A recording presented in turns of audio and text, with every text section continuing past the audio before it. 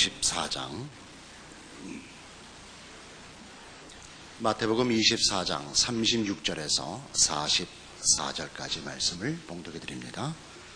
마태복음 24장 36절에서 44절까지의 말씀입니다. 그러나 그날과 그때는 아무도 모르나니 하늘의 천사들도 아들도 모르고 오직 아버지만 아시느니라. 노아의 때와 같이 인자의 임함도 그러하리라.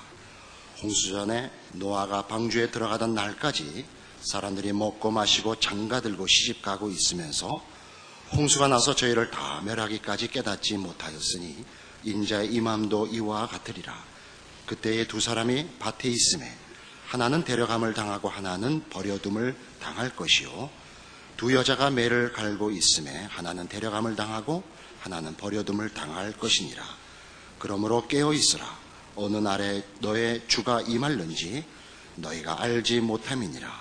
너희도 아는 바니 만일 집주인이 도적이 어느 경점에 올 줄을 알았다면 깨어 있어 그 집을 뚫지 못하게 하였으리라. 이러므로 너희도 예비하고 있으라. 생각지 않은 때에 인자가 오리라. 이제까지 있었던 내용은 성전의 파괴, 예루살렘의 멸망에 관한 것이었습니다. 이제 주님께서는 그 내용을 바꿔서 최후의 종말에 관하여 언급하시는 것이 오늘 본문입니다. 앞에 있었던 예루살렘의 멸망은 34절에 있는 바와 같이 이 세대가 지나가기 전에 다 이루어질 일로 분명히 그 시기가 확정된 예언이었습니다. 그러나 이 최후의 심판에 관한 문제는 오늘 본문 서두에 있는 바와 같이 그러나 그 날과 그때는 아무도 모르나니 하늘의 천사들도 아들도 모르고 오직 아버지만 아시느니라 라고 그 서두를 여십니다. 그래서 이 최후의 심판에 관한, 지구의 종말에 관한 문제는 시간을 따지는 것은 절대로 성경적이지 않습니다. 어느 시대나 이 종말론에 관하여 그 징조들을 엮어서 종말의 시기를 따지는 것은 그 종말론에 관한 가장 인기 있는 내용 중에 하나로 되어 있습니다만 그것은 성경적이지 않습니다. 그래서 분명하게 그 못을 박아둘 일은 누구든지 종말에 관하여 시간을, 그 스케줄을 따지는 사람을 만나면 무조건 사기꾼이다 이렇게 확정을 하시고 쳐다보지도 마시고 주변에 쫓아가는 사람 말리시고, 아셨죠? 분명히 그러셔야 됩니다. 노아의 때와 같이 인자의 임함도 그러하리라. 홍수전에 노아가 방주에 들어가던 날까지 사람들이 먹고 마시고 장가들고 시집가고 있으면서 홍수가 나서 저희를 다 멸하기까지 깨닫지 못하였으니 인자의 임함도 이와 같으니라. 그래서 이 최후의 심판을 위한 예수님의 재림은 마치 노아의 때와 같을 것이라 이겁니다. 그것은 세상적인 무슨 이런 환경이나 상태가 종말일 것 같은 느낌이 들지 않는 상태일 것이다, 그런 얘기입니다. 시집가고 장가가고 먹고 마시고 있었다는 건 아직도 세상이 천년 만년 더 지속될 것 같고 아무런 그런 세상이 끝장날 것 같은 조짐이 안 보일 것이라는 얘기입니다. 분명히 해둡시다. 그러니까 이 지구의 종말은 예수님의 오심으로 도련한 종말을 맞는 것이지 역사와 지구의 상태가 종말을 향하여 어떤 자폭적으로 이렇게 가지 않습니다. 그러니까 무슨 공해나 전쟁이나 천재지변에 의하여 지구가 망하지 않습니다. 그것은 꼭 천년 만년 더 살 것 같은데 예수님의 오심으로 갑작스럽게 노아의 홍수가 임함같이 롯의 때에 소돔 고모라가 멸망하는 것 같이 갑작스러운 우리 주님의 개입으로 이 세상은 그 역사와 이 지금의 이 상태를 종막을 맞게 될 것입니다. 그래서 이 문제와 연관되어 가장 우리 많은 사람들을 오해케 했던, 사실은 오해할 문제가 없는데 많이들 잘못 인용하는 성경 구절이 있습니다. 데살로니가 전서 5장입니다. 신약 성경 332페이지, 데살로니가 전서 5장 1절 이하의 말씀을 봅니다. 형제들아, 때와 시기에 관하여는 너희에게 쓸 것이 없음은 주의 날이 밤에 도적같이 이룰 줄을 너희 자신이 자세히 알미라. 저희가 평안하다 안전하다 할 그때 잉태된 여자에게 해산 고통이 이름과 같이 멸망이 호련히 저희에게 이르리니 결단코 피하지 못하리라. 형제들아, 너희는 어두움에 있지 아니하며 그날이 도적같이 너희에게 임하지 못하리니 너희는 다 빛의 아들이여 낮의 아들이라. 우리가 밤이나 어두움에 속하지 아니하나니 그러므로 우리는 다른 이들과 같이 자지 말고 오직 깨어 근신할지라.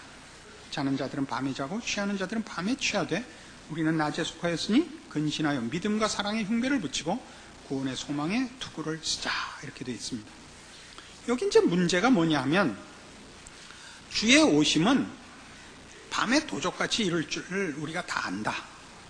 그러나 우리는 어두움에 있지 아니하며 그날이 도적같이 우리에게 임하지 못할 것이라 하는 이 구절 때문에 우리 빛에 속한 자녀들에게는 그것이 도적같이 임하지 않을 것이요 그날을 알 수 있다, 이렇게 말하자면 오용되고 있는 것입니다.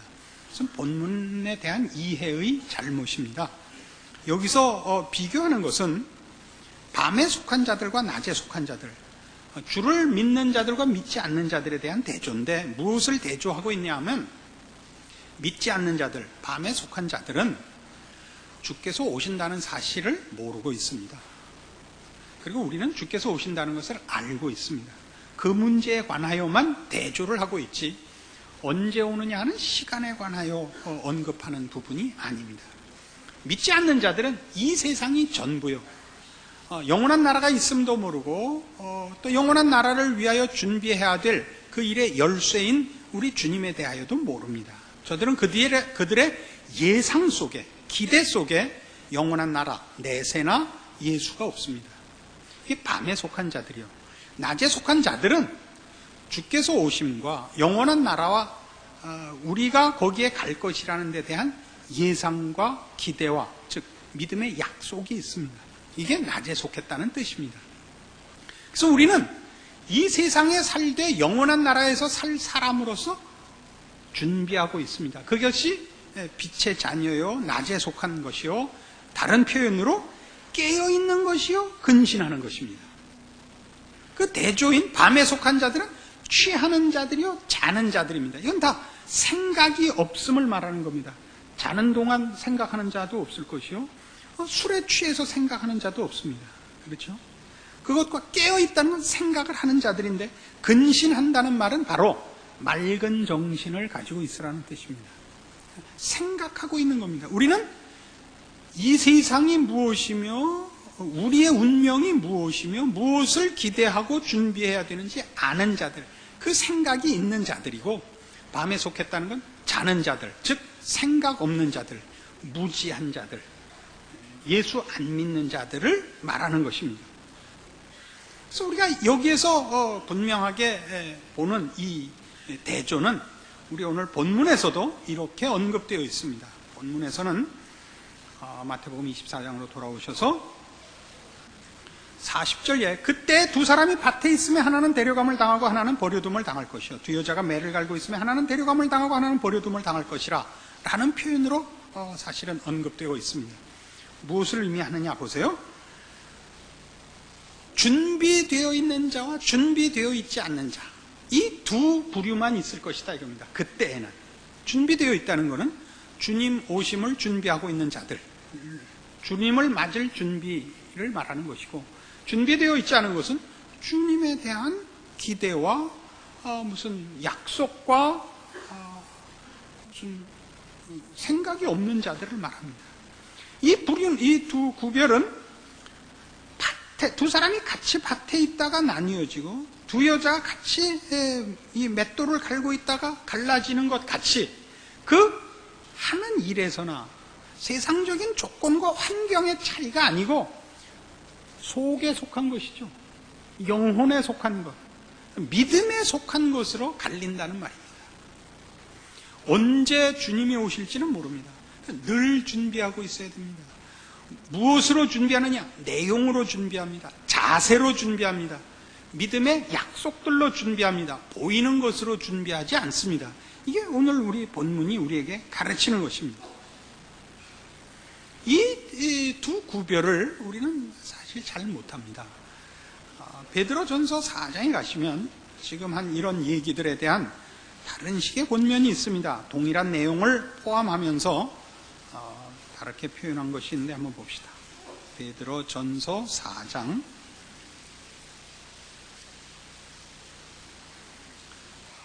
신약성경 382페이지 베드로전서 4장 7절입니다. 만물의 마지막이 가까웠으니 그러므로 너희는 정신을 차리고 근신하여 기도하라. 무엇보다도 열심으로 서로 사랑할지니 사랑은 허다한 죄를 덮느니라. 서로 대접하기를 원망 없이 하고 각각 은사를 받은 대로 하나님의 각양 은혜를 맡은 선한 청지기같이 서로 봉사하라. 여기도 근신하라 합니다. 정신을 차리고 근신하라. 아까 우리 살펴본 대로 낮에 속한 사람을 말하고 깨어있는 사람을 지칭하는 것입니다. 우리는 하나님의 사람으로 영원한 나라와 우리의 믿음의 약속들을 준비하고 있어야 됩니다. 이것이 오늘 이 마지막을 준비하는 우리 모든 신자들의 자세요. 언제 주님께서 오실지라도 괜찮은 준비의 핵심입니다. 그러면 앞에 있었던 예루살렘의 멸망에 관하여 언급을 하실 땐 예수님께서 말하자면 징조들을 여러 개 말씀하셨습니다. 적그리스도의 출현, 난리의 소문, 환난, 이런 천재지변 이런 것들을 예로 드셨고, 또 계시록에 의하면 마지막 심판과 종말에 관한 전조들도 분명히 이런 예루살렘의 멸망의 전조들로 설명했던 내용과 방불한 설명들이 나옵니다. 역시 적그리스도의 출현과 난리의 소문과 천재지변들과 신자들이 당하는 환난들이 거기 언급되어 있습니다. 이건 뭐냐 하는 것이죠. 이것은 시간에 관한 징조가 아닙니다. 마지막 때가 시간적으로 가까웠다는 사인이 아니고 마지막이 있을 수밖에 없다는 사인입니다. 그러니까 이 세상은 영원히 존재할 수 없는 조건들로 가득 차 있다는 것을 우리에게 지시함으로써 하나님이 준비한 영원한 나라가 있어야만 된다는 것을 가르치는 것입니다. 여러분이 사는 집이 하루에 3번쯤 크게 흔들리면 그 집에서 영원히 사시겠습니까? 이사갈 준비를 하셔야죠. 언제 흔들려서 옷장이 무너져서 이마를 때릴지 모르는데 거기 계속 살 사람은 없을 것이요. 또 여러분이 사랑하는 식구끼리 사는 것이 아니라 왼수끼리 한 집안에 있어서 잠시 한눈을 팔면 그냥 옆구리를 쿡 찌르는 이런 곳에 살고 있다면 여러분 빨리 어떻게 해서든지 다른 데로 도망갈 생각을 안 하겠습니까? 그게 성경이 말하는 말세에 대한 징조의 진정한 의미입니다. 우리가 사는 이 세상은 이 세상에 터가 흔들리는 곳입니다. 지진이 나고 홍수가 나고 기근이 있고 병이 도는 곳이요. 여기 같이 사는 사람들끼리도 서로가 서로를 위하지 않는 동네입니다. 그죠? 눈 감으면 눈깔 한 판에 가는 세상입니다.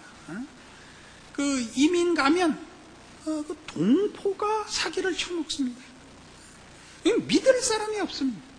여기는 원수도 그런 원수일 수 없는 족속끼리 삽니다. 오죽하면 이런 속담이 있겠습니까? 머리 검은 짐승과는 상종하지 마라. 이렇게 돼 있죠. 그죠? 잠언 몇 장이 있던데. 사람이라는 배신을 하는 종자입니다. 사람이란 건 교활하며 신의가 없습니다. 그게 우리가 이 세상을 영원하게 기대할 수 없는 너무나 뚜렷한 증거들입니다. 그래서 이런 것들은 다 이 세상이 끝이 있어야만 되고 영원한 나라는 달라야 된다는 데 대한 시사들입니다.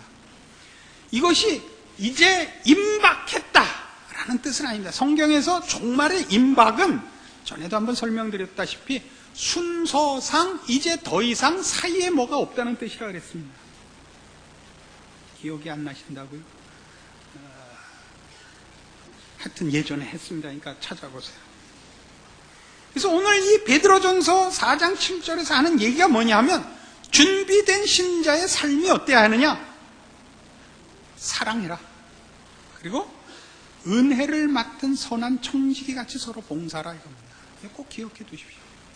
사랑해라나 봉사하라는 다 뭐냐면 자기 위주로 살지 말랍니다. 우리가 주의 오심을 준비하는 자세는 시간을 따라서 준비하는 것이 아니고 언제 오셔도 괜찮게 준비해야 됩니다. 이것은 우리 그 유명한 스피노자의 말처럼 내일 지구의 종말이 와도 오늘 나는 사과나무 한 그루를 심겠다와 같은 자세입니다. 이것이 하나님께서 우리에게 종말을 시간적으로 가르쳐 주시지 않는 가장 큰 이유입니다. 우리는 내일 종말이 와도 오늘 우리의 책임 있는 삶을 살아야 합니다. 근데 이 책임 있는 삶을 사는 법이 뭐냐? 이겁니다. 사랑하며 봉사하는 겁니다. 사랑한다, 봉사한다는 건 남 위에 서려고 하지 않는 마음을 공통성으로 갖고 있습니다.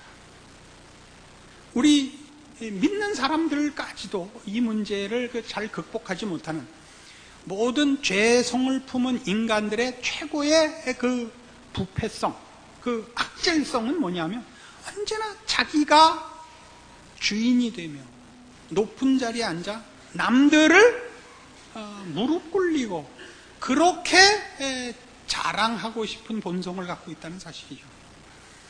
여러분 생각해 보십시오. 여러분이 지금 가지고 있는 조건들에 대해서 만족하는 사람 아무도 없을 것입니다.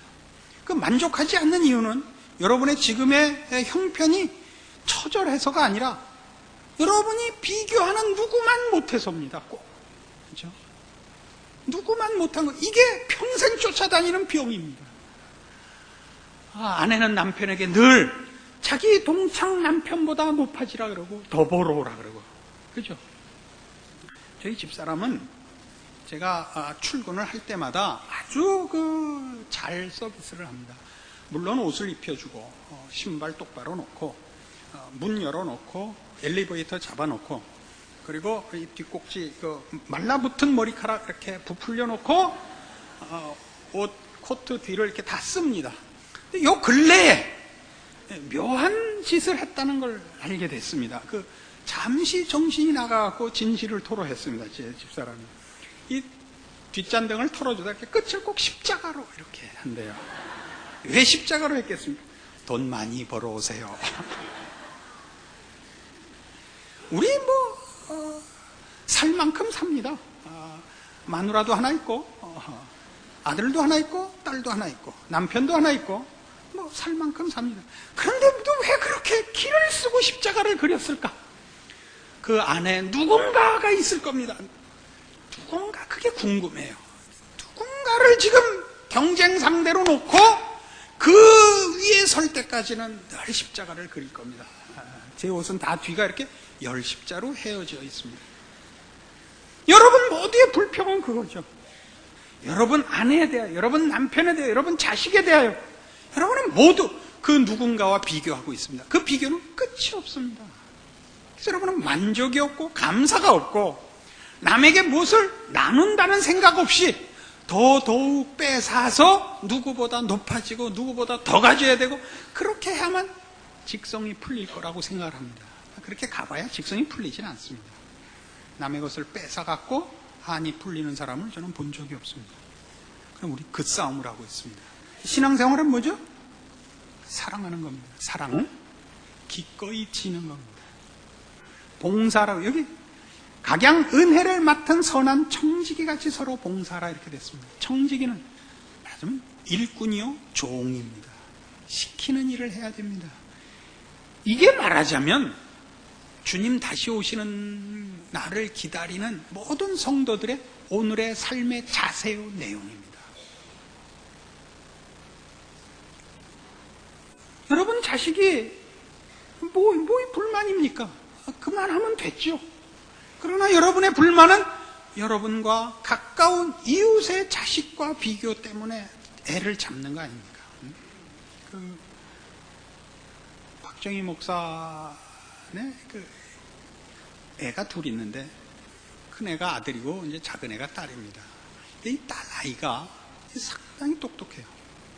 이 아들은 아버지 닮고 딸은 엄마를 닮았는데 아들은 꼭 아버지 같이 굴어요. 뭐 그 이상의 논평을 할 수가 없는데 늘 이제 공부 때문에 엄마한테 꾸중을 듣는 거예요. 자, 딸이 어느 날 오빠 공부 안 하게 하는 방법을 가르쳐 줄까? 이렇게 제안을 한 거예요. 야, 어떻게 하면 안 해도 되냐? 엄마가 숙제를 내주면 답안지 보고 그냥 다 써. 야, 그랬더니 큰일 나는데? 그럼 엄마가 틀림없이 이렇게, 야, 이따구로 하려면 그만둬! 그럴 거야. 그럼 다 그만둬. 아주 괜찮은 제안이죠. 제가 보면 말이죠. 그 아들은 참 괜찮아요. 애가 착하고 순해요. 난 너무 좋아요. 착하고 순하면 물론 무능하죠. 그건 뭐 아버지를 봐도 뻔한 건데. 그러나 그래서 어쨌단 말이에요. 사람이 유능해야 될 필요가 뭐가 있는 거예요. 늘 말하지만 똑똑하면 사람은 언제나 신경질적이에요. 내가 뭐 누구라고 이러면 안 되겠어요. 여러분 잘 아는 사람인데. 똑똑하면 신경질이에요. 유능하면 재요. 유능하고 겸손한 사람 봤어요? 없어요. 유능하고 겸손한 사람은 에디슨 하나밖에 없어요. 에디슨이 이제 지난번에 에디슨 해줄 때, 그때 클린턴이랑 같이 우리 가봤을 때요. 에디슨이 나가서 한번 연설하니까 이렇게 나와서 기절해버렸어요. 응? 실제로 그랬어요. 제가 간 건 거짓말이지만. 에디슨을 그의 업적을 기려서 뭘 해줬어요. 그를 불러서 축하회를 해주고 그에게 한마디 하라 그러자 너무 부끄럽고 그래서 이 사람 기절해버렸어요. 한마디도 못하고. 우리는 안 그래요. 유능한 사람들의 최고의 약점은요, 무능한 사람들을 골라내는 거예요. 그래야 지가 유능한 게 확인이 되니까. 이런 나쁜 놈이 어디 있어요, 세상에. 남의 잘못과 무능함을 뭐라 그래, 이 말도 이렇게 낚시질 하듯이 꺼내가지고 자기의 유능함을 나타내는 게 그게 사람이 할 짓이에요. 그 수락질하고 아주 죽여버려야 돼. 아주 찢어버려야 돼. 근데 우린 다 그걸 원해요. 그 악질과 그걸 하고 싶어 해요. 이건 하지 마세요. 이건 제일 못난 거 아니에요. 제일 못난 거. 무능을 조장할 필요는 없지만 우선적인 건 유능, 무능이 아니고 사람이 사람다워야 돼요. 사람은 너그럽고 겸손해야 돼요. 따뜻해야 돼요.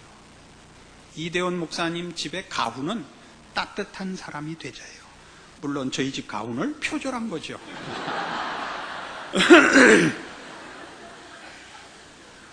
어떡하실래요? 작정을 하시란 말이에요. 신앙생활을 한다는 게 무엇인지 작정을 하시라고요. 뭘 갖고? 이해관계를 갖고 작정을 하는 것이 아니라 주님 다시 오심을 기다리는 자로서냐, 아니면 세상과 타협하고 살 것이냐라는 차원에서 작정을 하셔야 되는 거예요. 이게 신앙이에요. 여러분은 물론 마땅히 여러분의 신앙 고백으로 고백한 바와 같은 삶을 사셔야 되고, 그것은 무슨 커다란 보란듯한 종교적인 행사를 함으로써 하는 것이 아니라 여러분이 하나님 앞에 맡은 은사대로 충성하셔야 되는 거예요. 그래서 이름 없이 박혀있는 것들이에요. 여러분 동창회 나가보셨어요? 동창회 오는 놈들은 다 성공한 놈들만 와요. 실패한 사람은 안 오죠. 그러니까 다음 동창회에 가면 이렇게 한번 하세요. 제비뽑기를 해갖고 제비뽑은 우선순위로 차 골라 타고 가기, 이런 걸 한번 해보세요. 그럼 아마 성공한 놈들이 안 나올지 모르죠. 그러니까 동창회 가면 재밌는 얘기가 없어요. 왜요? 서로 자기 무용담만 얘기하니까. 그럼 못 써요. 믿지 않는 사람들이 그러는 거예요. 어떡하겠어요? 그러나 믿는 사람들마저도 바로 자기 삶을 이 정당한 사랑과 청지기의 봉사의 삶을 포기하고 있단 말이에요. 아니, 아예 머릿속에 갖고 있질 않아요. 이건 생각이 없는 거예요. 생각이 없는 거예요. 생각이 없는 거예요. 예수를 믿고 하나님의 사람이 됐다는 게 무엇을 의미하는지, 주의 오심을 기다리는 걸 어떻게 해야 되는지 전혀 생각을 하고 있지 않는 거예요. 떠밀려가고 있는 거죠. 세상 사람들과 똑같이 쓸려가고 있는 거예요. 그러지 말라는 얘기입니다. 그래서 11절에 이렇게 나와요. 만일 누가 말하려면 하나님의 말씀을 하는 것 같이 하고, 누가 봉사하려면 하나님의 공급하시는 힘으로 하는 것 같이 하라. 이는 범사의 예수 그리스도로 말미암아 하나님이 영광을 받으시게 하려 함이니 그에게 영광과 권능이 세세에 무궁토록 있느니라. 아멘. 이렇게 됩니다. 하나님의 자녀들의 가장 큰 보람, 믿음의 자랑이 뭐죠? 하나님을 믿는다, 하나님의 자녀다라는 말이 갖는 그 영광을 인정받는 것입니다. 우리가 가진 참다운 신앙의 내용들로 우리의 우리 된 것, 사람의 사람된 값과 사람의 사람된 내용들을 제대로 누리며 나누는 것, 여기에 신자된 자랑이 있습니다. 이 자랑, 이 승리를 놓치지 않으시는 여러분의 신앙 고백과 인생이 되기를 바랍니다. 기도하십시다. 하나님 아버지, 은혜를 감사합니다. 우리의 신자된 내용들, 그 고백한 우리의 고백들, 우리가 늘 주 앞에 아뢰는 하나님을 아버지라 부르며 예수 그리스도를 주라 시인하는 이 모든 신앙의 표현들이 우리의 삶 속에서 드러나게 하여 주시옵소서. 세상과 타협하지 않고 하나님의 사람으로 사는 참다운 신자의 길을 걷는, 주 예수 그리스도를 따르는, 자기를 부인하고 십자가를 지는 참다운 신앙의 길을 걷게 하여 주시옵소서. 그렇게 함으로써만 나타나는 신자된 행복들, 참다운 인간의 가치와 그 영광과 자랑들을 누리는, 그리고 그렇게 함으로써만이 일어나는 우리로 인한 주를 아는 지식의 전파와 주께서 얻으시는 영광과 그 베푸시는 은혜와 사랑과 구원의 혜택들을 우리의 시대와 우리의 이웃들 앞에 다 나누고 그 증인된 책임을 완수하는 우리의 삶이 되게 하여 주시옵소서. 예수님 이름으로 기도합니다. 아멘.